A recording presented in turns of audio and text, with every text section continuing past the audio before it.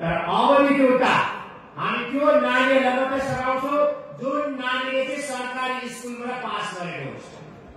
Class 12 चाहिँ government senior secondary स्कुलबाट pass गर्यो भने हामी सघाउँछौं। तर यदि उहाँले चाहिँ प्राइभेट स्कुल है काशी नाङ्गल एकाडेमीबाट पास गरेको हामी गर्दैनौँ, किनभने काशी नाङ्गल एकाडेमी पढाउने चाहिँ अलि भुले खाने नै हुन्छ, उसलाई किन सघाउनु हो कि भन्नुहोस् त? सघाउँदैन। प्राइभेट स्कुलमा पढ्ने नाम्ची पब्लिक स्कुलबाट 12 पास गरेर डाक्टर पाए नो सपोर्ट हो, सपोर्ट गर्दैन। अब चाहिँ हामी सरकारी स्कुलमा पढ्ने है, तर 9बाट पढ्नु पर्यो।